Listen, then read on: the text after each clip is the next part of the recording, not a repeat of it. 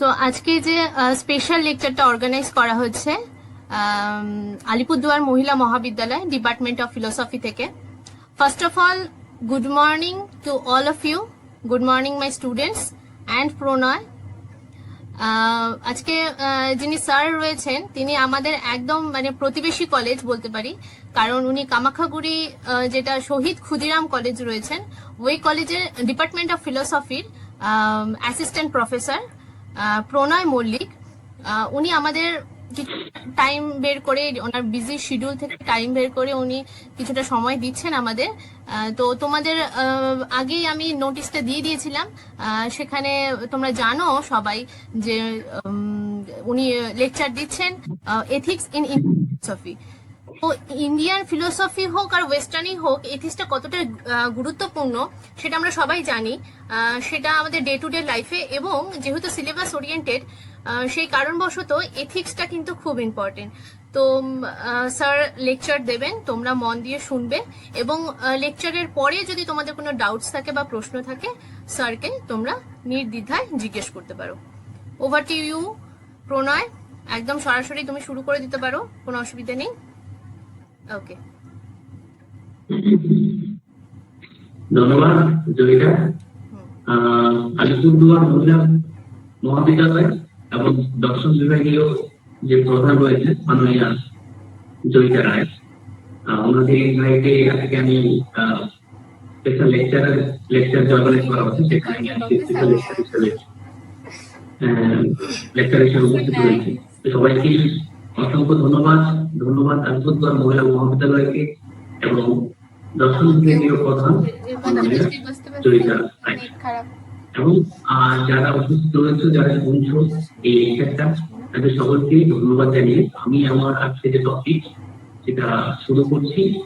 আজকে যে টপিক তোমরা শুনেছো, যে যেটা জয়িতা বললো যারা বলবেন, সেটা হচ্ছে ইন্ডিয়ান ফিলোসফি। আমি মূলত ইন্ডিয়ান ফিলোসফির উপর বেস করে বলতে চাইছি, আমার বক্তব্যটাকে সমাহিত করার চেষ্টা করব। তো আমি প্রথমে শুরু করছি এটা হচ্ছে ইন্ডিয়ান এথিক্সের যে প্রেক্ষাপট তৈরি করার চেষ্টা করছি, ব্যাকগ্রাউন্ড কিভাবে ইন্ডিয়া ভারতীয় দর্শনে এথিক্সে কিভাবে এলো এবং ভূমিকা নেয়। আমরা মানব সমাজ বা আমরা মানুষ একটা গোষ্ঠীতে বা মানব সমাজে বসবাস করি। আমাদের সমাজে থাকতেই হয়, সমাজটা খুব ইম্পর্টেন্ট। সেই সমাজে থাকতে হলে আমাদের কিছু নৈতিক সচেতনতার বোধ আমাদের অত্যন্ত জরুরি হয়ে পড়ে। এই নৈতিক বোধ বা সচেতনতাকে অস্বীকার করার আমার সমাজে কোনো জায়গা নেই বা কোনো স্কোপ নেই। আমাদের সেটা মানুষ সমাজে থাকতে হলে কিছু রুলস, কিছু গাইডলাইন আমাদের মেনে চলতে হয়। এই নৈতিক সচেতনতার উপর নির্ভর করেই একটা সমাজ শান্তিপূর্ণ হয়, বা সমাজের মঙ্গল কামনার জন্য নৈতিক সচেতনতা অত্যন্ত জরুরি। আমরা জানি বিভিন্ন দার্শনিক প্রাচীন কাল থেকেই সবাই কি করছে, এই নৈতিক সচেতনতা কিভাবে বাড়ানো যায় এবং এই প্রয়োজনীয়তাকে কতটুকু আমাদের সমাজে তার একটা তার জন্য তারা অনেকদিন আগে থেকেই একটা মত বা নৈতিক মতবাদ তারা রেখেছেন তাদের দর্শনে, তাদের দার্শনিক ইতিহাসে। তো আমরা জানি যে ঈশ্বরকে অনেক সময় কি বলা হয়, ঈশ্বরকে বলা হয় এই সমাজের মাঝে মধ্যে ঈশ্বরকে মাঝে মাঝে কি করতে হয়, আমরা দেখেছি যে মানুষকে অবতীর্ণ হতে হয়। কেননা এই যে নৈতিকতাকে প্রতিষ্ঠা করার জন্য বা ধর্মকে প্রতিষ্ঠা করার জন্য, বা বলতে পারো যে সামাজিক যে শান্তি সেটাকে প্রতিষ্ঠা করার জন্য ঈশ্বরকে মাঝে মাঝে কি করতে হয়, অবতীর্ণ হতে হয়। তো আমরা যখনই ইন্ডিয়ান এথিক্স এ নিয়ে আলোচনা করব, আমাকে প্রথমেই এই ধর্ম সমাজ নৈতিক কিছু প্রত্যয় বা কিছু কনসেপ্ট বা কিছু ধ্যান ধারণা আমরা পেয়ে থাকি। তাই আমরা প্রথমেই কিছু ধর্মীয় ধ্যান ধারণা বা ধর্মীয় শাস্ত্রে বা আমাদের হিন্দু কালচার বা অন্যান্য ধর্মীয় ধর্মকে কিভাবে নীতিবিদ্যাটাকে বা নৈতিকতা কিভাবে দেখানো হয়েছে তার মাধ্যমে চেষ্টা করব আলোচনা করার। ধর্ম মানে কি? ধর্ম হচ্ছে একটা রীতিনীতি এবং কিছু বিশ্বাস। সেই বিশ্বাস গুলোকে মানতে হয় এবং তার সে মানার পিছনে কিছু রীতিনীতি থাকে, এবং যেগুলোকে না মানলে ধর্ম কখনোই পূর্ণাঙ্গ হয়। সুতরাং ধর্ম এবং রীতিনীতি ওতপ্রোতভাবে জড়িত। ধর্ম মানেই সেখানে কিছু থাকে, কিছু নৈতিকতা থাকে, কিছু আদর্শ থাকে, যে আদর্শগুলোকে আমাদের বিনা বাক্যে বা বিনা বাক্যে আমাদের কি করতে হয়, স্বীকার করতে হয়। যেগুলোকে না মানলে পরে ধর্মীয় রীতিনীতি বা ধর্মকে বিশ্বাস করা হয় না। তো ধর্মীয় বিশ্বাস মানে কি? সেখানে কিছু ধার্মিক রীতিনীতি বা নৈতিকতা থাকে। আর ভারতীয় রীতিকতা হচ্ছে ভারতীয় রীতিকতা ঐতিহ্য থেকে সেই ধর্মীয় বিশ্বাস থেকে, ধর্মীয় রীতিনীতি থেকে।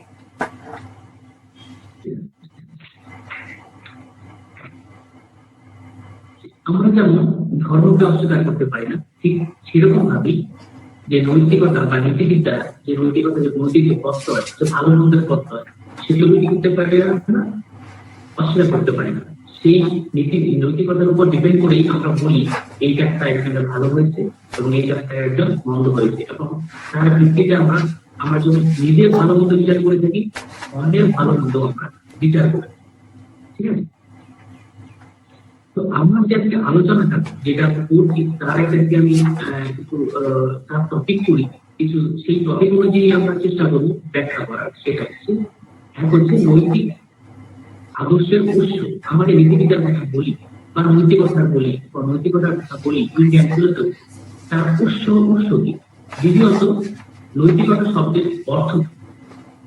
হ্যাঁ, নীতিবিদ্যাকে বা নৈতিকতাকে বিভিন্ন রকম ভাবে ব্যবহার করা হয়েছে, বিভিন্ন ভাবে ব্যবহার করছে না, শব্দ দ্বারা ব্যাখ্যায়িত করা হয়েছে। সেই শব্দগুলো কি মানে, নৈতিকতার কি শব্দের ঠিক মানেগুলো, অর্থগুলো আমরা তারপরে চেষ্টা করবো বৈদিক সময়ে নৈতিকতা। বৈদিক মানে যখন বেদ শেষ হয়েছে এবং বেদ কিরকম পড়া হতো, সেই সময়টা নৈতিকতাকে কিভাবে ব্যাখ্যা করা হবে, তার একটা প্রেক্ষাপট, তার একটা ভূমিকা দেওয়ার চেষ্টা করবো।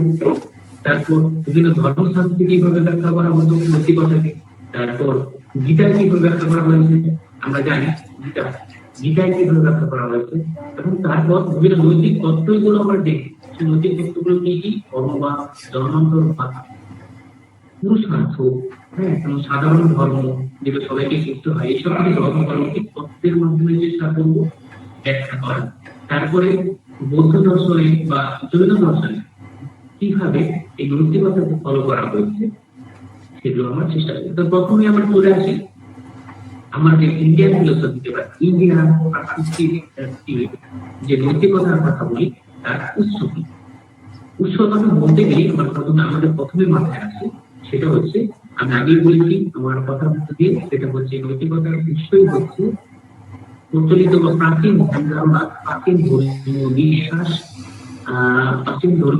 যার মধ্য দিয়ে নৈতিকতাকে ফলো করা। তাহলে মানুষের জীবন নৈতিকতার জীবন। একটা কথায় বলা হয়ে থাকে যে মানুষের জীবন মাত্রই নৈতিক জীবন হতে হয়। নৈতিকতা ছাড়া মানুষের জীবন আর মানুষ থাকে না, সে পশুতে পরিণত হয়েছে। একটা মানুষ জীবন মানেই থাকে নৈতিকতাকে ফলো করতে হবে, নৈতিকতাকে মানতে হবে। তারা ছাড়া মানব জীবন আর মানব জীবন রয়েছে না। তা যেমন পশুদের যেরকম জীবন হয়, সেখানে শুধু খাওয়া আর বাচ্চাটাই আসল কথা, ঠিক সেরকমই হয়ে দাঁড়ায় আমাদের মানুষের জীবন। সুতরাং নৈতিকতা আমাদের জীবনে, মানব জীবন বিশেষ করে খুব ইম্পর্টেন্ট। এবং সেই দিক থেকে মানব জীবনের সাথে মানবদের সাথে নৈতিক জীবন, মানব জীবন মানে কি? নৈতিক জীবন যেমন করতে হবে। এই নৈতিক জীবনটা কি? নৈতিক জীবন মানে কিছু নিয়ম শৃঙ্খলা, কিছু গাইডলাইন রয়েছে, যে গাইডলাইন আমাদের সবাইকে কি করতে হয়, মানতে চেষ্টা করতে হয়। তাহলে এই যে নৈতিকতার কথা বলছি আমরা ইন্ডিয়ান ফিলোসফিতে, সেই নৈতিকতার উৎস কি? প্রথমে চলে আসবে আমাদের নৈতিকতা কি, কোথায় আমরা পেলাম এই নৈতিকতা শব্দটা, আর নৈতিকতার উৎসগুলো কি কি, কিভাবে আমাদের নৈতিকতার ধারণাটা বেদেই নৈতিকতা শব্দটিকে পেয়ে থাকি বা বিভিন্ন এবং স্মৃতিশাস্ত্র, নৈতিকতা শাস্ত্র স্মৃতিশাস্ত্র, যাকে ধর্মশাস্ত্র বলা হয়ে থাকে। বেদে বলা হয়েছে সৎ ইচ্ছা বা বিবেকের কথাই হচ্ছে আসল কথা। সৎ ইচ্ছা অনুযায়ী কাজ করতে হবে এবং বিবেক যা বলে সেই কাজে করতে হবে। বিবেকের যে কাজ সেই কাজটা ভালো কাজ, আর বিবেকের বাইরে যে কাজ সেই কাজটা মন্দ কাজ। ঠিক আছে? তো আমাদের যে ইন্ডিয়ান কনসেপ্ট অফ মোরালিটি বা ইন্ডিয়াতে যে নৈতিকতার ধারণা, তা মূলত সেই প্রাচীন প্রাচীন যে ধর্মতত্ত্ব, ধর্মগ্রন্থ বা পুরাণ তত্ত্ব রয়েছে তার উপর নির্ভরশীল।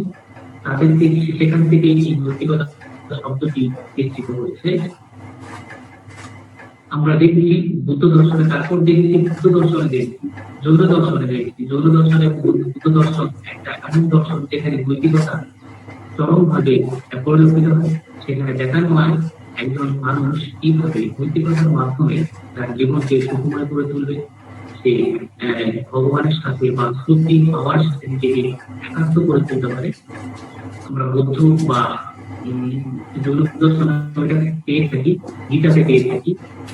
তারপর আবার আমরা বলতে পারি গান্ধীজি মধ্যমার্গী গান্ধীজির নৈতিকতা শব্দটিকে নীতিবিদ্যায় মানুষের যে করণীয় তা অনেক গভীরভাবে আলোকপাত করেছেন নৈতিকতা বিষয়টিকে নিয়ে।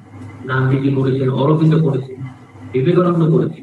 এই সবকিছুর মধ্যেই আমরা নীতিবিদ্যা বা নৈতিকতা শব্দটি হিসাবে পাই। কিন্তু সব থেকে গুরুত্বপূর্ণ হচ্ছে কি বেদে আমরা সর্বপ্রথম নীতিবিদ্যা বা নৈতিকতার কথা পেয়েছি। এটা হচ্ছে গেল নৈতিক আদর্শের উৎস, নীতিবিদ্যার উৎস আর নৈতিক আদর্শের উৎস আমরা পেয়েছি। একটা আমরা দেখালাম। এইবার আমরা শিখবো বা জানতে চেষ্টা করবো নৈতিকতা শব্দের মানেটা কি, অর্থ কি, নৈতিকতা কি অর্থ ব্যবহার করা। আমরা অনেকেই নৈতিকতা শব্দটাকে ইউজ করে থাকি যে ওটা উচিত নয়, পুলিশ না করতে পারিস না, বা এই জিনিসটা করা আমাদের উচিত হয় না। এইখানে আমরা এইভাবে নৈতিকতাকে ইউজ করে থাকি, কিন্তু নৈতিকতা সঠিক মানে চাই। প্রাচীন ভারতীয় সংস্কৃতিতে নীতিবিদ্যা বা নৈতিকতার মানে হচ্ছে কি ধর্ম। ধর্ম সমান সমান নৈতিকতা বা নীতিবিদ্যা হিসাবে বলা হয়ে থাকে। এই ধর্ম শব্দটি এসেছে সংস্কৃত একটা ধাতু, যার অর্থ হচ্ছে ধারণ করা, ধরে রাখা। তাহলে প্রশ্ন উঠতে পারে যে ধী বা ধারণ করা কাকে ধারণ করবো, কি ধারণ করার কথা এখানে বলা হয়েছে। মূলত ধী শব্দের মাধ্যমে বা ধারণ করে রাখা বা ধরে রাখার মাধ্যমে বলা হয়েছে যে এমন কিছু করতে হবে, এমন কিছু কাজ করতে হবে যার মাধ্যমে সোসাইটি বা সমাজের সমস্ত মানুষ একসাথে নিজেদেরকে ধরে রাখবে। কিভাবে ধরে রাখবে? সমাজের মঙ্গল কামনায়। কিভাবে ধরে রাখবে? সমাজের মঙ্গল কামনায় বা মানব জাতির মঙ্গল কামনায় নিজেদেরকে ধরে রাখবে। সুতরাং এই মানব জাতির কল্যাণ সাধনের জন্য সঠিক কাজ বা ঠিক কাজ করা বা যথাযথ কাজ করা একটি গুরুত্বপূর্ণ। কেননা এর মাধ্যমেই মানব সমাজের মধ্যে শান্তি শৃঙ্খলা বজায় থাকে এবং মানব সমাজের কল্যাণ সাধন। বেদের ধর্ম, এই ধর্মটা কি? বেদের ধর্মটা কি? যে ধর্ম হচ্ছে বেদে ধর্ম বলতে বলা হয়েছে যেটা হচ্ছে চরম সত্য, আলটিমেট ট্রুথ। আর সেই ট্রুথটা কি? সেই ট্রুথটা হচ্ছে কি ঈশ্বর, সর্বশক্তিমান ঈশ্বর। এই ঈশ্বরকে কিভাবে আমরা বুঝতে পারি? ঈশ্বরকে আমরা দেখেছি বেদে বিভিন্ন যাগযজ্ঞ পূজা অর্চনার মাধ্যমে, বিভিন্ন স্যাক্রিফাইসের মাধ্যমে আমরা ভগবানের কাছ থেকে সে চাই সেই চাওয়াটা কি সুখ হতে পারে, হ্যাঁ, বা তার মাধ্যমে আমরা তার সাথে নিজেকে একাত্ম করতে চাই। এই ধর্ম মানে হচ্ছে কি? তাহলে ধর্ম মানে হচ্ছে কর্তব্য। কর্তব্য হচ্ছে কি ডিউটি। ধর্ম মানে কিন্তু হচ্ছে ডিউটি, যাকে আমরা চাকরি করতে আমাদেরকে পালন করতে হয় আমাদের মানব জীবনে, আমাদের মানুষ হয়ে জন্মানোর জন্য আমাদের সেই ধর্মগুলো পালন করতে হয়। ঠিক আছে? তো ধর্ম সমাজ হচ্ছে কি কর্তব্য। এই কর্তব্যগুলো কি বেদে বলা হচ্ছে? এই কর্তব্য হচ্ছে নিজের বর্ণ বা আশ্রম অনুযায়ী কর্ম করা। আমরা দেখেছি আমরা বেদ করতে গিয়ে দেখেছি যে বেদের 4 রকমের বর্ণের কথা বলা হয়েছে। বর্ণ এবং আশ্রম অনুযায়ী নিজেদেরকে কর্ম করা। হিন্দু চিন্তাকরণ বা চিন্তাবিদ যারা রয়েছে তারা মনে করে এই কর্ম যদি কেউ সঠিকভাবে পালন করে তখন তার কি হয়? স্বর্গপ্রাপ্তি হয় বা সে সুখী হয়। আর যদি সুখী হতে পারে বা সুখী হতে পারে এই জন্য হতে পারে বা এমন হতে পারে যে পরের জন্য এই কাজগুলো সঠিকভাবে পালন করে, পরের জন্য তার এবার ভালো জন্মান্তর হতে পারে, এবং সে এই জীবনে সে সুখী হতে পারে এবং তার স্বর্গপ্রাপ্তিও হতে পারে। সুতরাং হিন্দু মতে ধর্ম ধর্মটা এমনভাবে রিলেটেড হয়েছে কি সাথে, রিচুয়ালের সাথে, ধার্মিক যে রিচুয়ালস রয়েছে তার ওরিয়েন্টেড যে কাজের কথা, সেই কাজের সাথে ওতপ্রোতভাবে জড়িত। তার মানে বেদে ধর্ম মানে হচ্ছে বেদ বর্ণিত যে বর্ণ আশ্রম রয়েছে সেই অনুযায়ী নিজেদেরকে কাজ করা, নিজেদের কাজে নিযুক্ত করা এবং সেই অনুযায়ী কর্তব্য করা। একটা মানুষের যে কর্তব্য বর্ণ এবং আশ্রম অনুযায়ী তাই পালন করা হচ্ছে ধর্ম। আর সেই ধর্ম মানে হচ্ছে নৈতিকতা। তাহলে নৈতিকতার অ্যাকচুয়াল মানে এই রিচুয়ালসের মাধ্যমে কিন্তু এটা ওভারল্যাপ হয়ে যাচ্ছে। রিচুয়ালসটা একরকম, আর এই যে নৈতিকতা সেটা কিন্তু আসবে, কিন্তু এই ধর্মের মধ্যে দিয়ে আমরা নৈতিকতাকে বোঝার চেষ্টা করব। কিন্তু তবুও তারা যখন ধর্মের কথা বলে, বর্ণের কথা বলে, আচারের কথা বলে, তার পাশাপাশি তারা কিছু নৈতিক গুণের কথা বলে, যা পালন করার মধ্যে দিয়ে একটি ব্যক্তি মানুষ কি করতে পারে, একটি ব্যক্তি মানুষ একটা আদর্শ মানুষে পরিণত। সেই পরিণতিগুলো যদি আমরা লালন পালন করি বা নিজেদের মধ্যে নার্চার করি, তাহলে আমরা কি হবো, একটা নৈতিক আদর্শ পরায়ণ মানুষের পরিণত। এই নৈতিক ধর্মগুলি কি, এই নৈতিক গুণগুলি কি বেদে বলা হয়েছে, এগুলো বলা হয়েছে সাধারণ ধর্ম, যা প্রত্যেক মানুষকে যা পালন করতে হবে। এই ধর্মগুলি হচ্ছে কি সাধারণ ধর্ম। যেমন বলা হয়েছে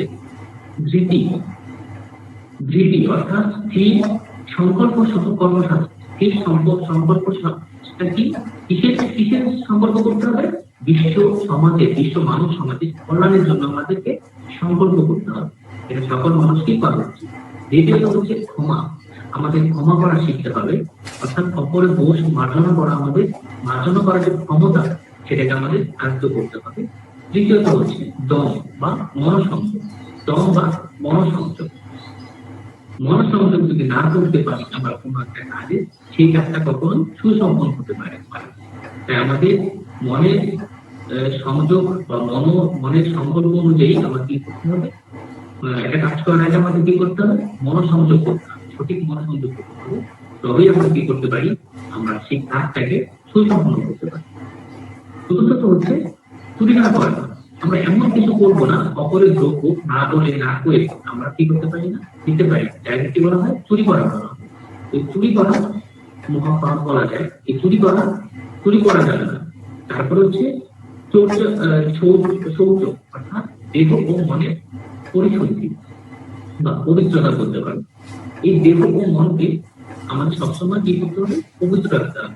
যেমন দেহকে পবিত্র করতে পারলে কাজে মনোযোগ হয়, তেমনি মনকে পবিত্র করতে না পারলে কোনো একটা কাজ আমরা নৈতিক ভাবে করতে পারবো না। ইন্দ্রিয় নিগ্রহ অর্থ হচ্ছে ইন্দ্রিয় কামনা, অর্থাৎ আমরা এমন কিছু করবো না যার মধ্যে দিয়ে আমাদের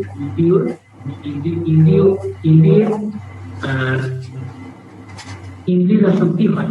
ইন্দ্রিয় আসক্তি বা ইন্দ্রিয় নিগ্রহ যেটা বলা হয়, ইন্দ্রিয় আসক্তি আমাদের কি করতে হবে, দমন করতে হবে। ইন্দ্রিয়ের প্রতি যাকে আমাদের আসক্ত, যে কামনা, তাকে আমাদের কি করতে হবে, দমন করতে হবে। ধীর বা জ্ঞান, আমরা জানি কর্ম করবো, কিভাবে কর্ম করবো, কর্ম করার জন্য আমরা কি করতে হবে, একটা জ্ঞান থাকতে হবে। জ্ঞান ছাড়া আমরা সঠিক কর্ম করতে পারবো। আর এই জ্ঞান কি করে সম্ভব, জ্ঞান করতে হলে আমাদের কি করতে হবে, জ্ঞান অর্জন করতে হবে, অধ্যয়ন করতে হবে। সুতরাং তারপরে হচ্ছে বিদ্যা, আমাদের সকলে কি করতে হবে, বিদ্যা অর্জন করতে হবে, সঠিক অধ্যয়নের সাহায্যে আমাদের বিদ্যা অর্জন করতে হবে। তারপরে রয়েছে সত্য, অর্থাৎ আমাদের সকলকে সর্বদাই সত্য কথা বলতে হবে, আমাদের কখনোই মিথ্যা কথা বলা উচিত নয়। এবং তারপরে আলটিমেট যেটা রয়েছে, শেষ রয়েছে অক্রোধ বা ক্রোধ বর্জন। যদি কখনই মানব কল্যাণ বা বিশ্ব কল্যাণ সাধিত হতে পারে, আমাদের সকলে কি করতে হবে, অক্রোধ বা ক্রোধ বর্জন করে আমাদের কাজ করতে হবে। সুতরাং এই কাজগুলি হচ্ছে কি আমাদের সাধারণ কর্ম, যা সকল মানুষকে সবসময় পালন করা উচিত। তারপরে যে আমাদের কনসেপ্টটা রয়েছে সেটা হচ্ছে আমরা তারপরে আমরা যাবো হচ্ছে এথিক্স। এই বেদে বেদে বেদে কি ধরনের এথিক্সের কথা বলা হয়েছে এটা আমরা জানার চেষ্টা করি। আমরা একটু আগে আমরা বলেছি বেদে বেদে ধর্ম ধর্ম কি বলা হয়েছে, এথিক্স বলা হয়েছে। সেই ধর্মটা কি? বেদের দুটো তার ধর্ম ধর্ম যেমন মাঝে মাঝে আমাদের নৈতিকতা এসেছে ধর্ম, এবং একটা কনসেপ্ট রয়েছে এটা হচ্ছে ঋতু। ঋতু এই ঋতুটা দুটো ভাগে ভাগ করা, দুটো রকম ভাবে ব্যাখ্যা করা যায়। ধর্ম ঋতু মানে ধর্ম বা ধর্ম। ধর্ম তো আমরা জানি ধর্ম মানে কি ডিউটি। সেই ডিউটিটা কিরকম হবে? সেই ডিউটিটা হবে বেদে বর্ণিত আশ্রম এবং বর্ণ অনুযায়ী আমাদের অবশ্য পালনীয় কর্তব্য কর্মটাই হচ্ছে আর কর্মটা কি? কর্মটা হচ্ছে কি আমাদের ল অফ কর্ম বলে একটা কথা আছে, সেটা কি আমরা যেমন কর্ম করি সেই কর্ম অনুযায়ী আমাদের ফল ভোগ করতে হবে। কিন্তু এই কর্মটা আমাদের ঠিকঠাক করতে হবে, যেরকম কর্ম করবো সেই কর্ম অনুযায়ী আমাদের ফল ভোগ করতে হবে। ঋতু, এই ঋতুটা হচ্ছে কি একটা বৈদিক কনসেপ্ট। এই কনসেপ্ট সমস্ত বিশ্ব জগৎকে পরিচালনা করে। সুতরাং আমরা যেরকম কর্ম করবে কর্মটা ঋতুর অন্তর্গত। এই কর্মটা কার অন্তর্গত? ঋতুর অন্তর্গত। এই কর্ম আবার তিনটা করে থাকতে পারে: সঞ্চিত কর্ম, সঞ্চয়মান কর্ম এবং আরো। সঞ্চিত কর্ম কিরকম? সঞ্চিত কর্ম হচ্ছে কি আমরা পূর্বজন্মে যে কাজগুলো করেছি সেই কাজে যে কর্মফল এখনো ভোগ হয়নি, যেগুলো এখনো আমাদের মধ্যে কি হয়েছে সঞ্চিত রয়েছে, এবং যেগুলো পরবর্তী সময়ে এই কাজের কৃত কর্মের ফল আমরা ভোগ করবো, সেগুলো হচ্ছে সঞ্চিত কর্ম। আরেকটা হচ্ছে সঞ্চয়মান কর্ম। বর্তমান জীবনে যে কর্মগুলো করছে যেগুলো সঞ্চিত হয়ে আছে সেগুলোর ফল ভোগ এখনো কি হয়নি, শুরু হয়। সেগুলো হচ্ছে কি সঞ্চয় মান, যেগুলো আমাদের সঞ্চিত হয়েছে বা সঞ্চয় মান কর্ম। আরেকটা হচ্ছে আরব্ধ কর্ম। যে কর্মগুলি বর্তমান জীবনে আমরা যেটা ফল ভোগ করছি সেটা হচ্ছে আরব্ধ কর্ম। বেদের কর্তব্য কর্ম দিলে কি ফল? বেদের কর্তব্য কর্ম হচ্ছে কি বিভিন্ন স্যাক্রিফাইস, যাগযজ্ঞ, পূজা অর্চনা করা, হোম করা, এগুলো ছিল বেদের কর্তব্য কর্ম। বেদে এইসব কর্তব্য কর্মের কথা বলা হয়েছে প্রতিটা ব্যক্তিকে করলে কি হবে, একজন ব্যক্তি তার ইহজীবনে সে সুখ সমৃদ্ধ হবে, সে তার মানুষ সুখী হবে। ইন্ডিভিজুয়াল মানুষ, ব্যক্তি মানুষ এই কর্মের মধ্য দিয়ে সে সুখ পাবে। সুতরাং আমাদের সুখ লাভের জন্য, ইন্ডিভিজুয়াল সুখ লাভের জন্য বেদে বর্ণিত যে আচর্যের কথা বা অ্যাক্টিভিটির কথা হয়েছে সেগুলোকে পালন করতে হবে। কিন্তু এই বেদের সাথে উপনিষদের একটা পার্থক্য আছে। বেদে যে কর্তব্য কর্মের কথা বলা হয়েছে এবং উপনিষদে যে কর্তব্য কর্মের কথা বলা হয়েছে দুটো আলাদা। বেদের কর্তব্য কর্ম কি হয়েছে, সে ব্যক্তির সুখের কথা বলা হয়েছে, ব্যক্তির সুখ ওরিয়েন্টেড, ব্যক্তির সুখ কেন্দ্রিক। আর উপনিষদের মূল বক্তব্য হচ্ছে যেখানে সুখী হওয়া নয়, বরং নিজেকে ব্রহ্মা বা ঈশ্বরের সাথে একাত্ম করাই হচ্ছে আসল কাজ। উপনিষদ কি করে সবসময়? উপনিষদ কি করে? উপনিষদের মূল আলোচনার জন্য হচ্ছে কি আমি ব্রহ্মা, যে ঈশ্বরের কথা আমরা কল্পনা করি সেই ঈশ্বর আমাদের মধ্যে সেম আত্মার শক্তি রয়েছে, আমরা শুধু সেটা বুঝতে পারি না। সেই বোঝাটাই হচ্ছে উপনিষদের আলোচ্য বিষয়। তো উপনিষদ কি করে? উপনিষদের কর্তব্য কর্ম কি এমন কাজ করতে হবে যে কাজের মধ্য দিয়ে আমাদের কি সম্ভব, এই ব্রহ্মজ্ঞান প্রাপ্তি সম্ভব, বা ঈশ্বরের সাথে আমাদের একাত্ম হওয়ার যে জ্ঞান সেই জ্ঞানটা পেতে পারে। সেই জ্ঞানটা কি বলা হয়? ব্রহ্মজ্ঞান বলা হয়। সেই ব্রহ্মজ্ঞানের মাধ্যমে মোক্ষ লাভ করা হচ্ছে উপনিষদের মূল লক্ষ্য। তাহলে উপনিষদের কর্তব্য কর্ম কি? সেটা হচ্ছে মোক্ষ লাভ করা। এমন কাজ করবো যে কাজের মধ্যে দিয়ে আমরা কি লাভ হবে? মোক্ষ লাভ। আর বেদের কর্তব্য কর্ম কি? বেদের কর্তব্য কর্ম হচ্ছে এমন কিছু কর্ম করবো বা যাকে যদি পূজা অর্চনা করবো যার মাধ্যমে কি হবে, ব্যক্তিগত সুখ সমৃদ্ধি লাভ হবে, মঙ্গলের জন্য, সমাজের মঙ্গলের জন্য বা বিশ্বের মঙ্গলের জন্য। এবং তারা যখন ঈদের কাজ করে না, তারা ঈদের কাজ করা থেকে নিজেরাও কি করে দূরে থাকে এবং অপরকেও দূর হতে সাহায্য করে। এবং এই কাজ কিভাবে সম্ভব? সৎ আচরণ বা সৎ কাজের মধ্য দিয়ে এই ইভিল থেকে দূরে থাকা সম্ভব। এই সৎ আচরণটা তাহলে কি একটা নেসেসারি অ্যাকশন, যে অ্যাকশনের মাধ্যমে আমরা কি করতে পারি, জীব এবং ব্রহ্মের সাথে একাত্ম হতে পারি। তো যিনি, তার জন্য কি হতে হবে, জ্ঞান অর্জন করতে হবে। আর যিনি জ্ঞানী, তিনি কখনোই নৈতিকভাবে অসৎ ব্যক্তি হতে পারে। যিনি জ্ঞানী, নৈতিক ব্যবহার করতে পারে না, একটা অসৎ ব্যক্তি হতে পারে না, কখনোই খারাপ কাজ বা পাপ কাজ করতে পারে না, কখনোই অমঙ্গল কাজ করতে পারে না। যে কাজের মধ্য দিয়ে সমাজে বা সমাজে বা বিশ্ব সমাজে অকল্যাণ হবে এমন কোনো কাজে কি করতে পারে না জ্ঞানী মানুষরা করতে পারে। জ্ঞানী মানুষের তিনটা ধর্ম, তিন রকমের তাদের ধর্ম থাকা উচিত। সেটা হচ্ছে কি, তারা সবসময় কি আচরণ করবে, সৎ আচরণ করবে। সৎ মানে ভালো আচরণ করবে। এই ভালো আচরণ কি হবে, জগতে বা সমাজে বা বিশ্ব সমাজে মঙ্গল সাধন হবে। তারা কখনোই কি কাজ করবে না, খারাপ কাজ করবে না, এবং তারা কখনোই অমঙ্গলময় কাজ করবে না। যে অমঙ্গল কাজের মধ্যে দিয়ে কি হবে, সমাজে ক্ষতি হবে। ঠিক আছে, এটা বের হচ্ছে আমাদের বেদে বা বৈদিক পিরিয়ডে কি ধরনের নৈতিকতাকে ইউজ করা হচ্ছে। আমি একটু লিস্ট করে দিচ্ছি। বৈদিক পিরিয়ডে আবার আমি বলছি, বৈদিক পিরিয়ডে ধর্ম, বৈদিক পিরিয়ডে ঋতের কথা বলা হচ্ছে। ধর্ম টু কর্ম, ধর্ম হচ্ছে কি ডিউটি অনুযায়ী নিজস্ব নিজের ডিউটি, সেই ডিউটিটা কিরকম হবে, সেই ডিউটিটা হবে বেদে বর্ণিত যে বর্ণ বা আশ্রম রয়েছে সেই অনুযায়ী কর্ম। আর কর্মবাদ মানে কেন, যেরকম কর্ম করবা সেরকম কর্মের কর্ম করতে হবে। এবং এই কর্ম তোমার যেমন এই জন্য না এই জন্মে যেতে পারো, দ্বিতীয় জন্ম পেতে পারো। এই কর্মতে কোনো যে এই জন্য এই জন্মেই পাবে তার কোনো গ্যারান্টি নেই। তার জন্য তোমাকে সাইকেল অফ রিবার্থ বা বার্থ, সাইকেল অফ বার্থ বলে। এই জন্মান্তর বাদে তোমাকে এই জন্মে এই জন্মে কৃত কর্মের ফল তোমাকে পরের জন্ম করতে হবে। পরের জন্মে এই জন্মে কৃত কর্ম অনুযায়ী তোমার পরের জন্ম হবে। সেই জন্মে তোমার কষ্ট ভোগ হতে পারে বা সুখ ভোগ হতে পারে। ডিপেন্ড অন এইবারের, এই বছরে, এইবারের বা এই বর্তমান জীবনে কৃত কর্ম। আর উপনিষদে কি বলা হয়েছে, উপনিষদের মূল লক্ষ্য হচ্ছে জীবের সাথে ব্রহ্মের একাত্ম ভাব করা। জীব এবং ব্রহ্ম যে এক, সেটাকে নিশ্চিত করা। এই নিশ্চিত করার জন্য কি করতে হবে, নিশ্চিত স্যাক্রিফাইস করার দরকার নেই, চাকরি করার দরকার নেই, পুজো অর্চনা করার দরকার নেই। তার জন্য সঠিক জ্ঞান অর্জন করতে হবে, সব আচরণ করতে হবে। সেই আচরণটা কি হবে, সবসময় নিষ্ক্রিয় বা আমাদের মঙ্গল সাধনমান।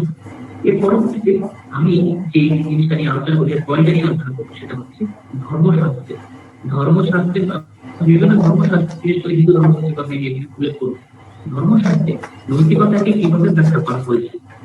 ধর্মশাস্ত্র বলতেই আমাদের মাথায় আসে হচ্ছে মনুস্মৃতি বলে একটা শাস্ত্র আছে। এখানে হিন্দু রীতিনীতি, রীতিনীতির কথা বলা হয়েছে। একটা ব্যক্তি মানুষ তার সমাজে, তার পরিবারে কিভাবে আচরণ করবে, কিভাবে কাজ করবে, তার কিছু করণীয়, কিছু কর্তব্যের কথা বলা হয়েছে। যখন উপনিষদের কথা আমরা বললাম, উপনিষদে কি হয়েছে, উপনিষদের ব্যক্তির মুক্তির কথা, যে মুক্তির আলোচনা হচ্ছে মূল কারণ। কিন্তু মনুস্মৃতি বা মনুসংহিতায় কি, সেখানে ব্যক্তি মুখ্য না, বরং ব্যক্তির সামাজিক কর্তব্যগুলোই বেশি লক্ষণ। সেখানে একটা ব্যক্তি তার সমাজে, তার পরিবারে কিভাবে ব্যবহার করবে, কিভাবে আচরণ করবে, তার কথাই তুলে ধরা হচ্ছে। তো এই ঠিক একই রকম ভাবে বেদের মতোই একই রকম ভাবে মনুসংহিতা বলা হয়েছে। একজন মানুষের কর্তব্য কর্মই হচ্ছে তার বর্ণ এবং আচরণ অনুযায়ী তার পালনীয় কর্তব্য করা, অবশ্য পালনীয় কর্তব্যগুলো করা। সেই বর্ণ বা আচরণ অনুযায়ী করা। আর তাদের কি বলা হয়, সাধারণ ধর্ম বলা হয়। নিজের মনুসংহিতায় কিছু সাধারণ ধর্মের কথা বলেছে, যা সকল জীবকে বা সকল মানুষকে পালন করতে হবে। করার আগে অস্ত্র হচ্ছে কি, সে পরে কোনো দ্রব্য না বলে চুরি করতে পারবে না, চুরি করা। দ্বিতীয়ত তাকে দেহ ও মনে শুদ্ধি থাকতে হবে, পবিত্র। দেহ ও মনের দিক থেকে পবিত্র থাকতে হবে। পবিত্র না থেকে কখনোই ভালো কাজ বা সৎ কাজ করা যায় না। তারপরে হচ্ছে কি তাকে ইন্দ্রিয় আসক্ত বর্জন করতে হবে। ইন্দ্রিয় যে আসক্ত যে কামাসক্ত মানুষ, সেই কামের আসক্তরা কিন্তু বর্জন করতে হবে। দ্বিতীয়ত তাকে বুদ্ধি সম্পন্ন হতে হবে, অর্থাৎ জ্ঞান সম্পন্ন করতে হবে। জ্ঞান সম্পন্ন হওয়ার জন্য তাকে বিদ্যা গ্রহণ করতে হবে, অধ্যয়ন করতে হবে, সত্য কথা বলতে হবে সরা, এবং অক্রোধ, রাগ, ক্রোধ, আবেগ বর্জন করে তাকে সমাজের বা বিশ্বের কল্যাণ সাধনা তাকে কাজ করে যেতে হবে। এটা হচ্ছে ধর্মশাস্ত্রের যে নৈতিকতা, তার পয়েন্ট গুলো আমি বললাম। এবার নেক্সট পয়েন্টে আসবো, সেটা হচ্ছে কি গীতা। তোমরা জানো গীতা একটা ধর্মশাস্ত্র বলে বলা হয়। হ্যাঁ, মহাভারতের যে 18তম যে অধ্যায়, সেখানে কি করেছে অর্জুনকে শ্রীকৃষ্ণ উপদেশ দিয়েছে তার কর্তব্য কর্মের জন্য। কুরুক্ষেত্রের যুদ্ধের প্রাক্কালে সেই উপদেশগুলোই গীতাতে পরিণত হয়েছে, গীতার মধ্যে লিপিবদ্ধ হয়েছে। তো গীতা হচ্ছে কি তাহলে? গীতা হচ্ছে 18তম অধ্যায় আর মহাভারত। এই গীতাতেও বলা হয়েছে যে গীতাতে অর্জুন যখন যুদ্ধ করতে গিয়ে সে যখন 6 জন নিধনের আশঙ্কায় নিজে যুদ্ধ থেকে পরিত্যাগ করার বা যুদ্ধ বর্জন করার জন্য প্রস্তুত হয়ে দিচ্ছিলেন, তখন শ্রীকৃষ্ণ তার সেই সময় কি কর্তব্য, সেই কর্তব্যের জন্য তাকে কিছু উপদেশ দিয়েছে। সেই উপদেশই গীতায় বর্ণিত হয়েছে। গীতাতেও বলা হয়েছে, গীতা থেকে বলা হয়েছে যে ব্রহ্মজ্ঞান প্রাপ্তি করতে হবে। সেই প্রাপ্তিটা কিসের মাধ্যমে হবে? ভক্তি, আত্মত্যাগ বা ঈশ্বরের সমস্ত কর্ম সমর্পণের মধ্য দিয়ে।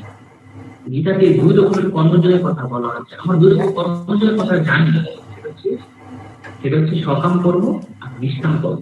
প্রত্যেকটা মানুষ, গীতায় বলা হয়েছে যে প্রত্যেকটা মানুষ কর্ম না করে বাঁচতে পারে না। তাই কি করতে হবে? অবশ্যই কোনো না কোনো কাজ করতে হবে।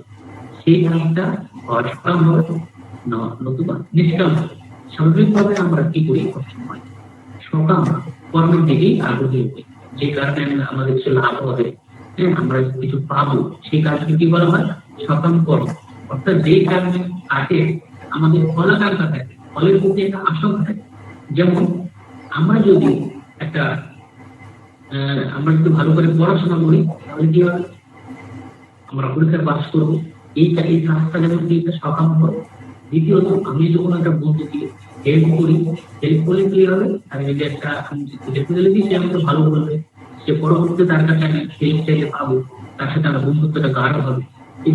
এসব হচ্ছে সকাম কর্মের উদাহরণ। গীতাতে সবসময় বলা হয়েছে নিষ্কাম কর্মের মাধ্যমে আমি কি করতে পারি?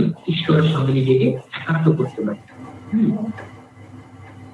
আর এইভাবেই যখন আমরা ঈশ্বরের সঙ্গে নিজেকে একাত্ম করবো, তখন আমাদের কি লাভ হবে? মোক্ষ লাভ। ঠিক আছে?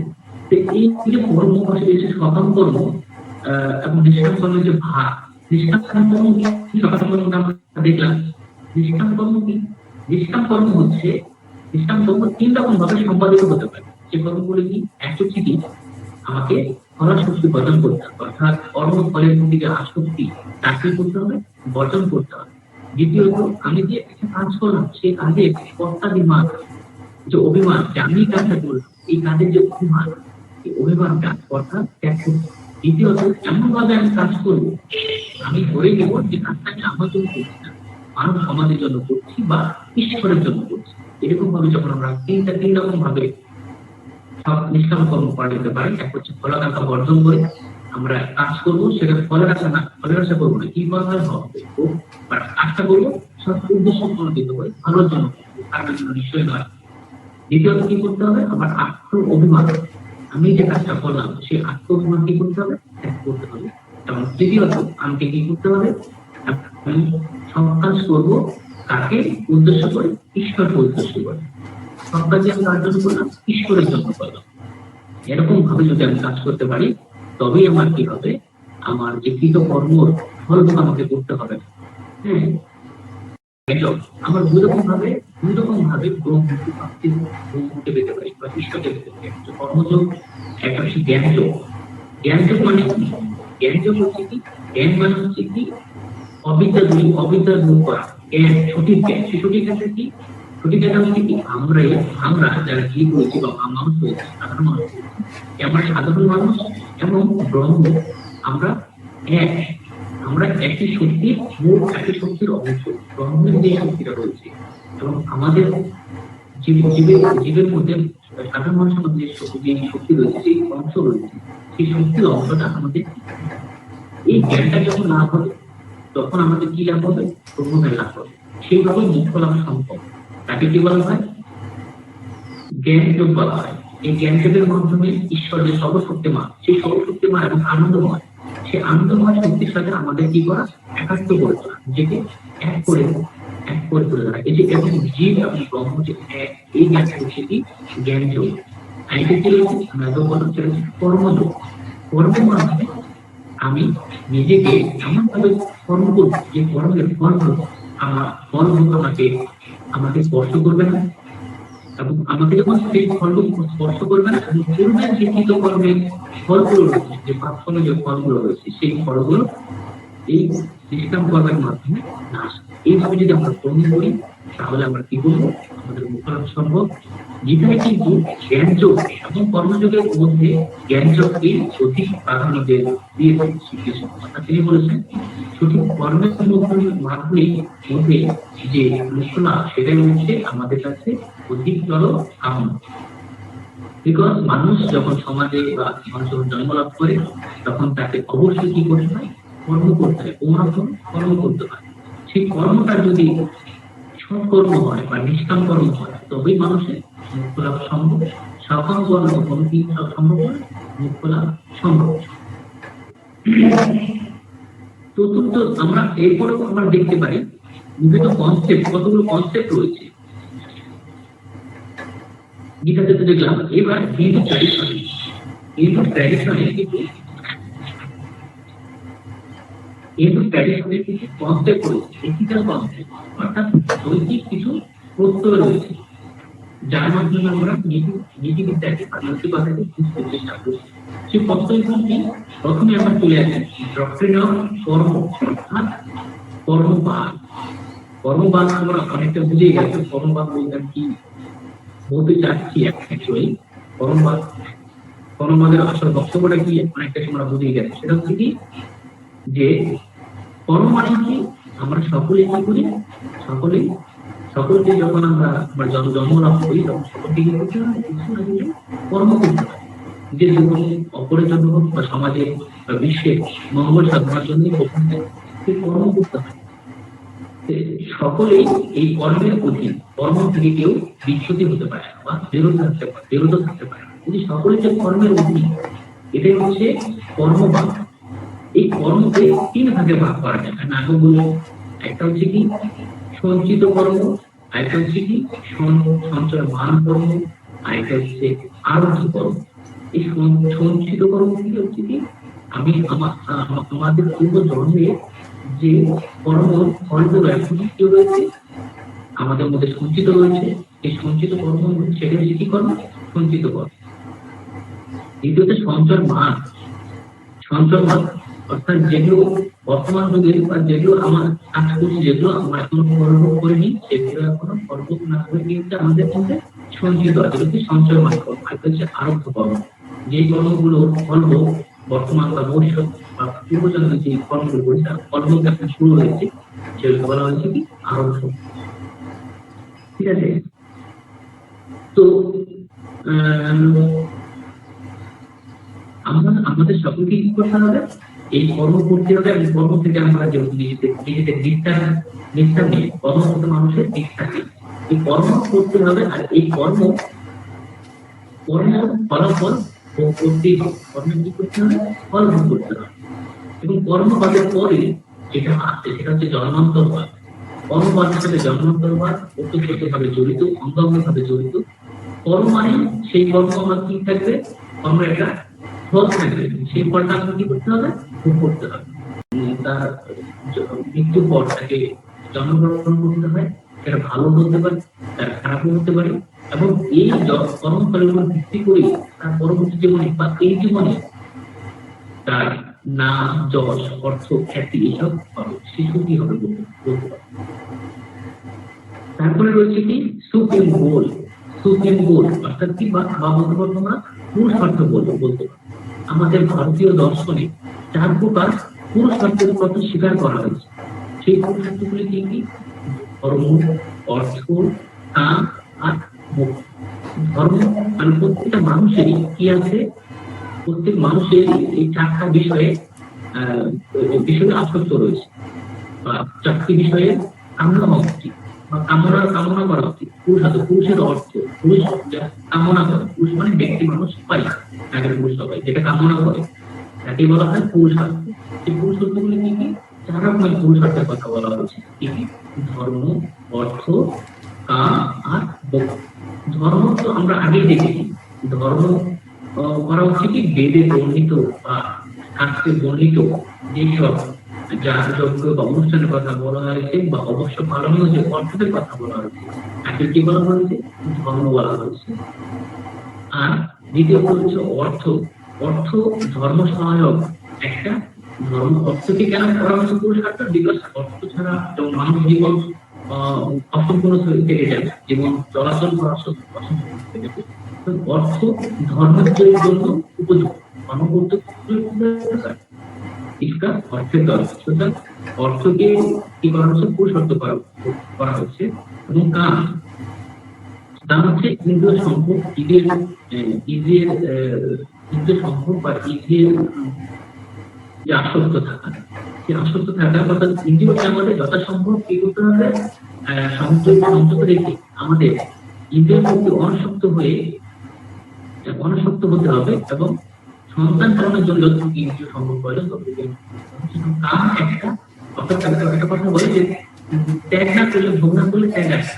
সুতরাং এই যদি কাম আমরা ভোগ না করি তাহলে আমাদের বৈরাগ্য বা সন্ন্যাসী বা ধর্মের প্রতি আমাদের মন ঠিক থাকবে। সুতরাং আমাদের পরিমিত আমাদের নিয়ম শৃঙ্খলা হয়ে যতটুকু প্রয়োজন, যতটুকু ততটুকু আমাদের কাম সম্ভব করতে হবে।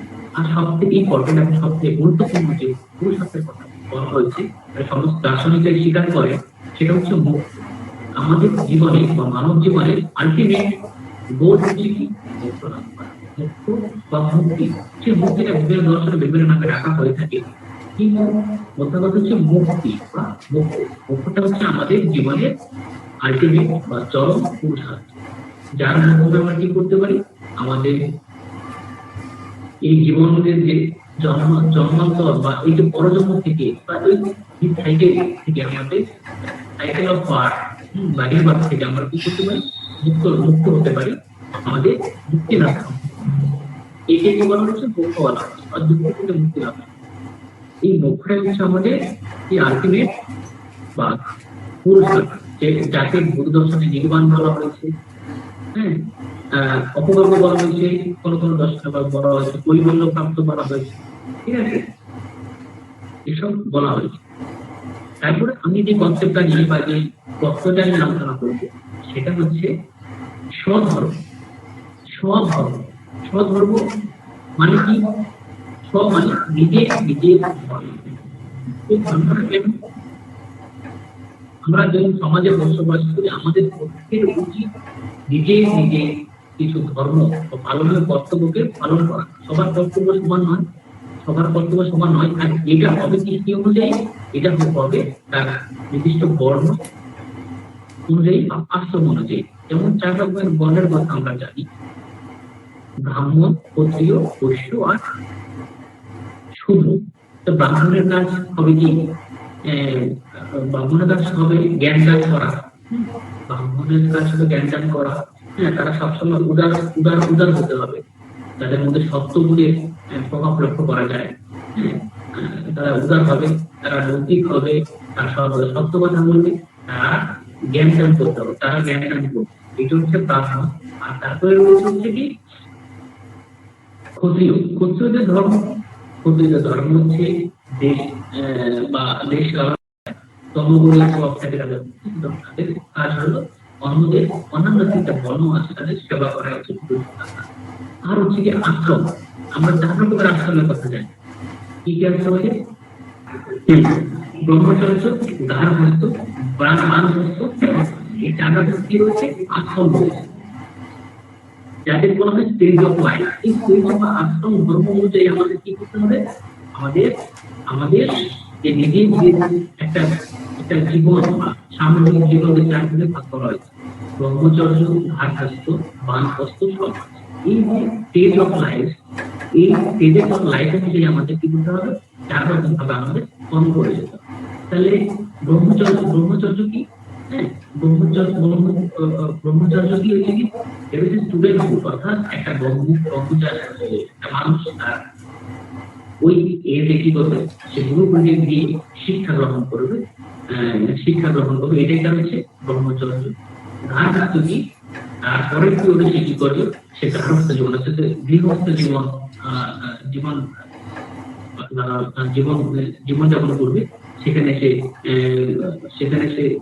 যেমন করবে, ঘর সংসার করবে। তৃতীয়ত হচ্ছে বানপ্রস্থ, সেই সময় সে কিছুটা উদারনৈতিক ছেলেদের হাতে বা তার যে উত্তরাধিকারীদের হাতে সে সংসার অর্পণ করে সে ভবিষ্যৎ জীবনের জন্য বা সরকার নেক্সট জীবনের জন্য সে কিছুটা চিন্তা করবে। সেটা হচ্ছে বানপ্রস্থ। আর সন্ন্যাস হচ্ছে কি, যে স্টেজে একটা মানুষ কি করবে, সে সন্ন্যাসীর মতো একটা জীবনযাপন করবে। সে গৃহত্যাগ ত্যাগ করে সন্ন্যাসীর মতো উদার, কম খেয়ে সে কি করবে, সে সন্ন্যাসীরই জীবনযাপন করবে। এটা হচ্ছে সন্ন্যাস। তাহলে ধর্ম, যে বর্ণাশ্রম ধর্ম, বর্ণ এবং আশ্রম অনুযায়ী কিন্তু ধর্ম, সেই ধর্মগুলো কি, ধর্ম অনুযায়ী আমাদের কি করতে হবে, প্রত্যেকে কাজ করতে হবে। ঠিক আছে, তারপরে যে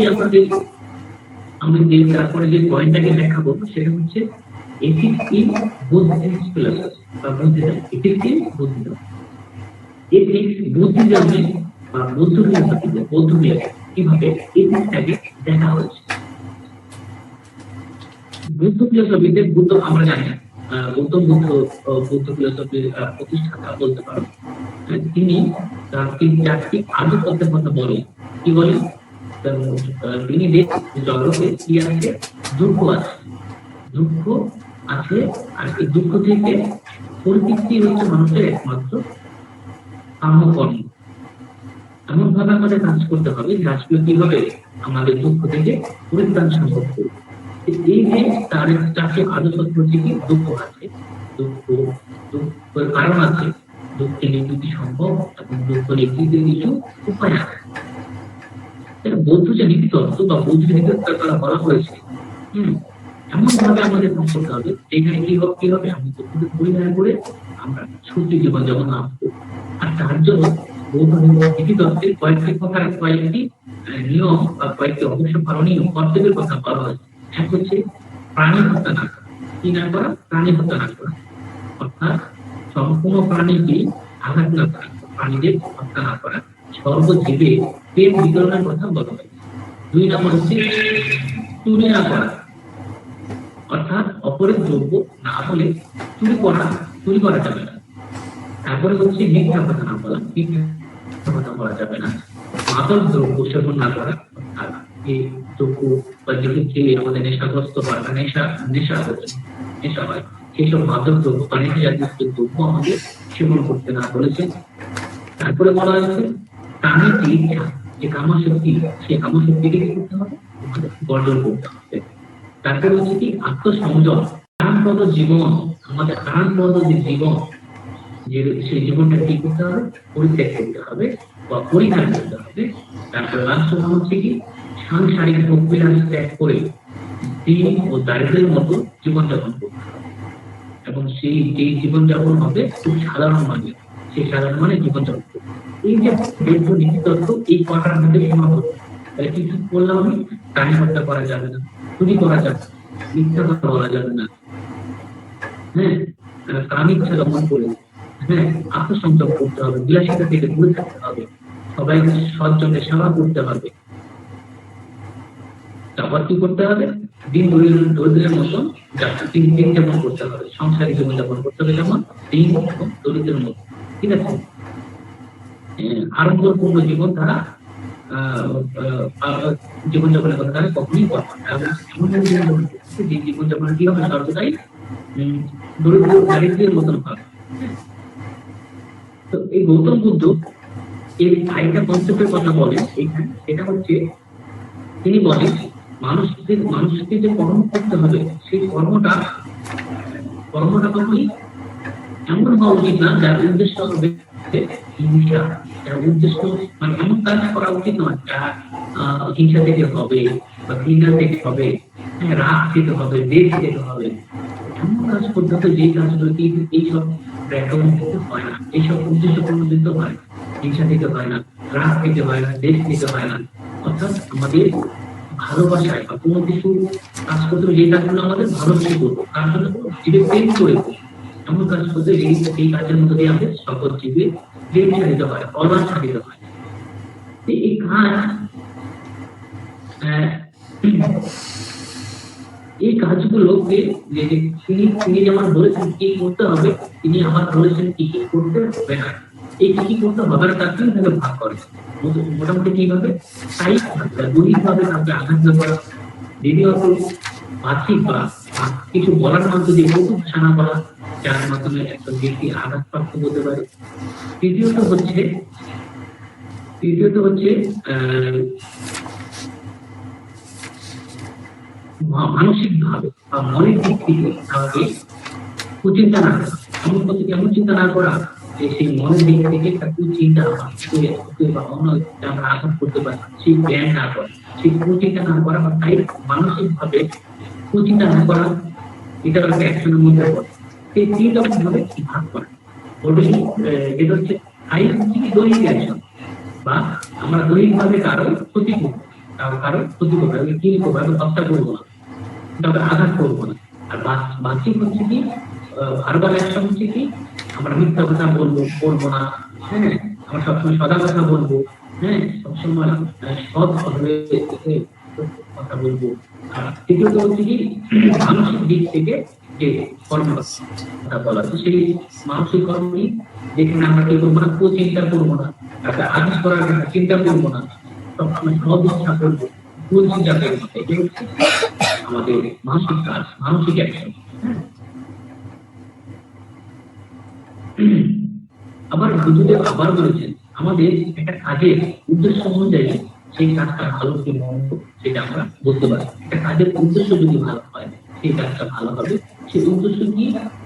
সেই উদ্দেশ্য হচ্ছে কি যে প্রেম বা ভালোবাসার থেকে যে কাজটা করি সেই কাজটা।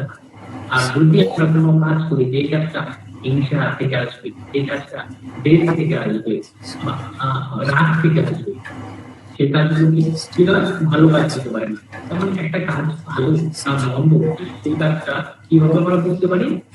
সেই কাজটা ইন্টেনশন থেকে বুঝতে পারি, অভিপ্রায় থেকে বুঝতে পারি।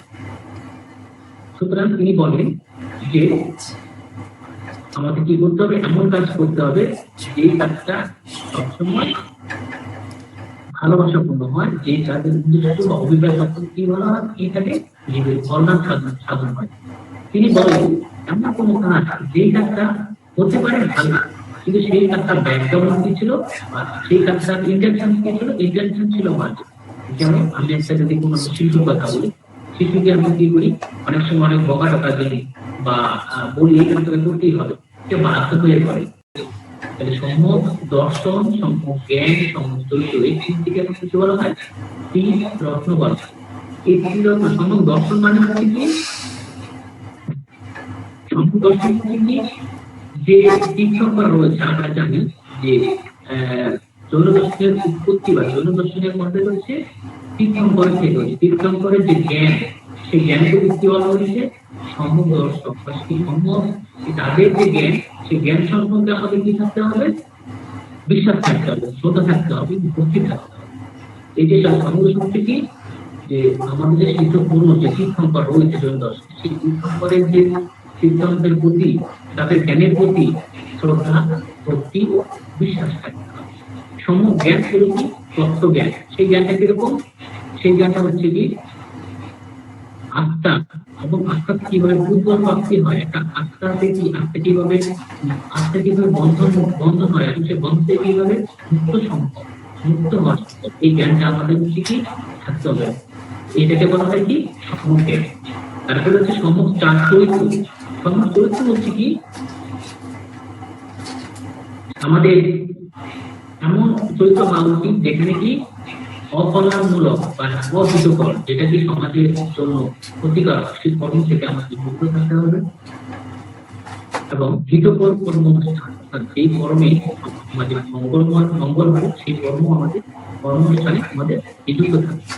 একেই বলা হয় কি সম্য চরিত্র। এই তিনটাকে একত্রিত বলা হয় জৈন ত্রিব্রত। এরপর আমরা আগে বলছি পঞ্চ মহাব্রত, অর্থাৎ জৈন দর্শনে 5টি ব্রতের কথা বলা হয়। ব্রত মানে হচ্ছে কি, যা অবশ্যই পালন কর্তব্য। হ্যাঁ, 5টি অবশ্য পালনের কর্তব্যের কথা বলা হয়, যাতে একের থেকে বলা হয় পঞ্চ মহাব্রত। সেগুলো কি?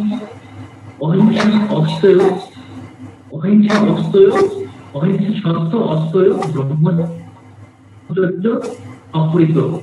অহিংসা সত্য অস্তেয়, ব্রহ্মচর্য ও অপরিগ্রহ, এগুলোকে একত্রে কি বলা হয়? একত্রে বলা হয়েছে যে এগুলো হচ্ছে পঞ্চ মহাব্রত।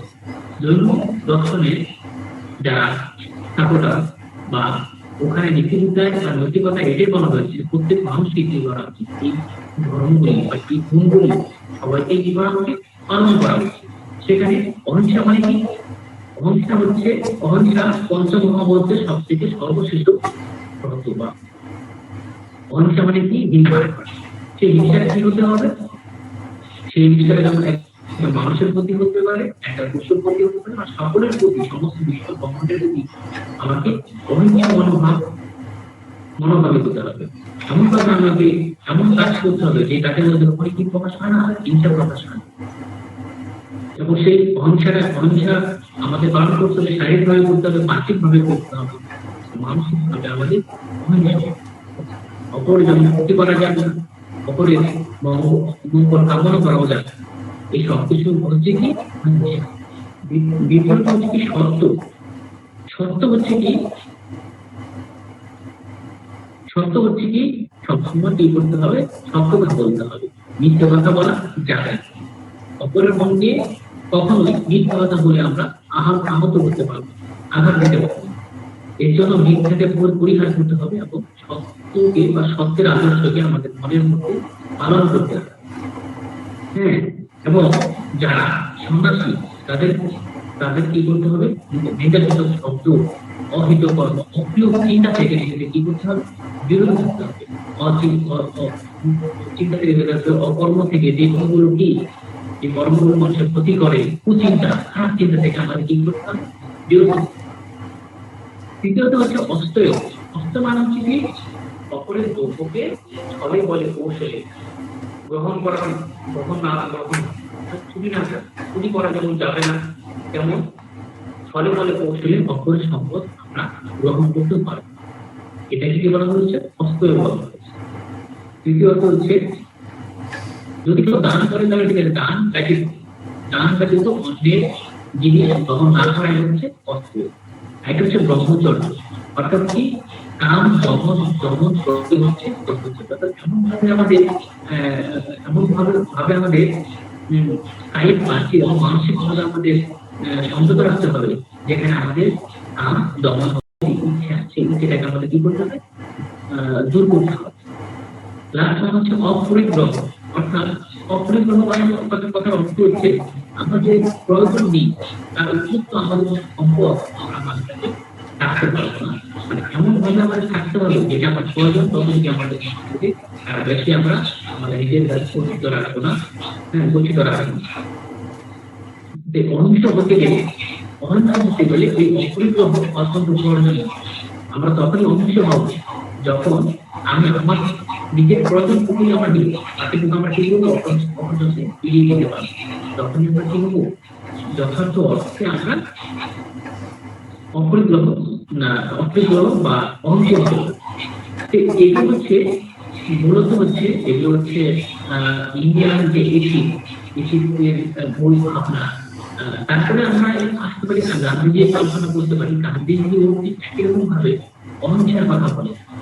তিনি বলেন অহিংসা তার যে জীবনী বা তার যে হিস্ট্রিটা করবে, সেখানে তোমরা সবাই দেখবে যে অহিংসা একটা তার কৌশল।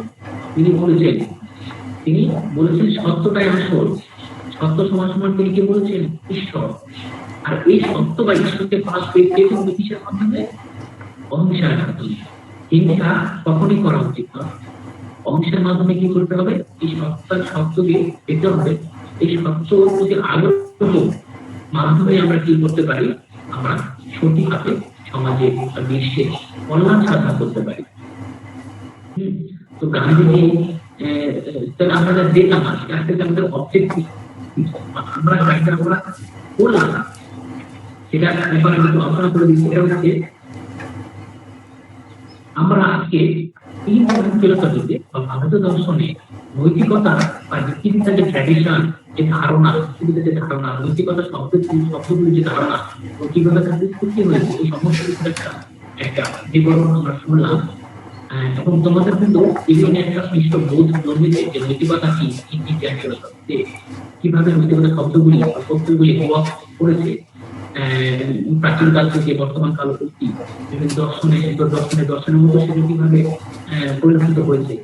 এবং এইভাবে আমরা কিন্তু রিলিজিয়ান এবং এথিক্যাল ট্র্যাডিশনের মধ্যে পার্থক্য করতে পারছি। আমরা ভালো করে লক্ষ্য করবে যে রিলিজিয়ান এথিক্স কিন্তু এক জিনিস নয়। রিলিজিয়ানে এথিক্স থাকবেই, মানে রিলিজিয়ান হতে গেলে তার কিছু নৈতিকতা বোধ বা নৈতিক সচেতনতা বোধ থাকতেই হবে। কিন্তু যারা এথিক্সকে মানে তাদের যে রিলিজিয়াস কোনো একটা মতে বিশ্বাসী হতেই হবে তার কোনো বাধ্যবাধকতা বা আবশ্যিক নয়।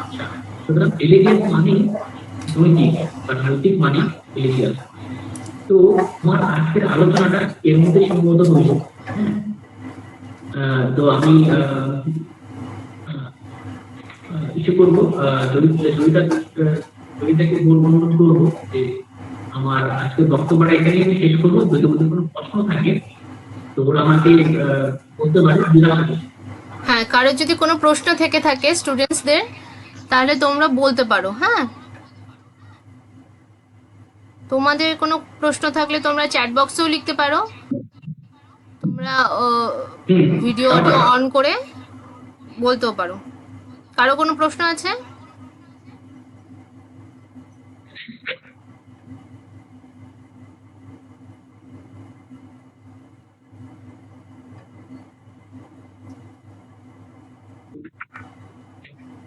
তোমরা কেউ কিছু বলতে চাও? না ম্যাডাম। আচ্ছা, সবাই শুনেছো তো নাকি? কিছুটা হলো শুনেছো? না সবাই মোবাইল অন করে বাইরে ছিলে? হ্যাঁ স্যার, শুনতে পেরেছি। বুঝতে পেরেছো কিছু?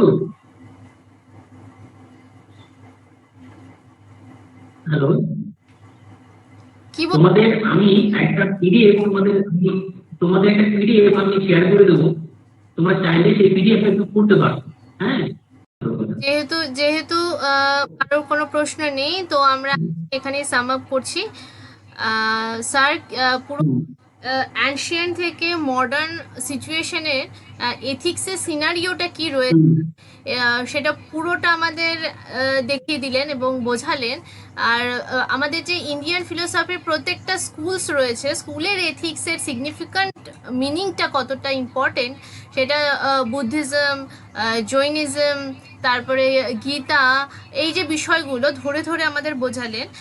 আমরা সত্যি অনেকটা আপ্লুত হলাম, স্যারের কাছ থেকে অনেক কিছু জানলাম এবং এগুলো আমাদের মানে একটু রেজলিউশন থাকবে যে আমরা স্যারের কাছ থেকে যা যা শুনলাম এবং বুঝলাম সেটা আমাদের ভবিষ্যৎ জীবনে কিন্তু কাজে লাগাবো। কারণ এথিক্স এতটাই ইম্পর্টেন্ট, শুধু যে সিলেবাস ওরিয়েন্টেড থাকার জন্য আমাদের পড়া দরকার তা কিন্তু নয়। এথিক্সটা আমাদের ডে টু ডে লাইফে প্রত্যেকটা স্টেপের জন্য কিন্তু দরকার। আমাদের অ্যাজ আ হিউম্যান বিং আমরা কি করতে পারি, কতটা এথিক্যাল পার্সন, কতটা মোরাল পার্সন, সেটা কিন্তু দেখতে হবে। আর এই যে স্যার বললেন যে ধর্ম থাকলে এথিক্স থাকবে, তো বোথ আর ইন্টার রিলেটেড। তো এই বিষয়গুলো মাথায় রেখে কিন্তু আমাদের চলতে হবে। তো স্যারকে অনেক অনেক ধন্যবাদ। আমরা নিশ্চয়ই আবার অর্গানাইজ করব এরকম ক্লাসে। আর যেহেতু এখন অনলাইন খুব ফ্রিকুয়েন্ট হয়ে গেছে ব্যাপারগুলো, যে আমরা যখন তখন যেভাবে খুশি সেখানে জয়েন করতে পারি এবং স্টুডেন্টসদের জন্য খুব সুবিধা সেই ক্ষেত্রে। তো স্টুডেন্টসদেরও অনেক অনেক ধন্যবাদ। তো আজকের ক্লাস এখানেই শেষ হচ্ছে। ওয়ান্স এগেন স্যার অনেক অনেক ধন্যবাদ। আমি আবার অসংখ্য ধন্যবাদ জানাচ্ছি মহিলা মহাবিদ্যালয়ের আলিপুরদুয়ারকে এবং বিভাগীয় প্রধান জয়িতা রায়কে, এবং তোমরা যারা ছিল অডিয়েন্স যারা ছিল, স্টুডেন্ট যারা ছিল, সবাইকে অসংখ্য ধন্যবাদ পার্টিসিপেট করার জন্য, আমার এই বক্তব্যটাকে ভ্যালুয়েবল করার জন্য। ভবিষ্যতে তোমাদের সাথে আবার আমাদের সাক্ষাৎ হবে এই আশা রেখে আমি সকলের এখানে শেষ করতে চাই। Thank you.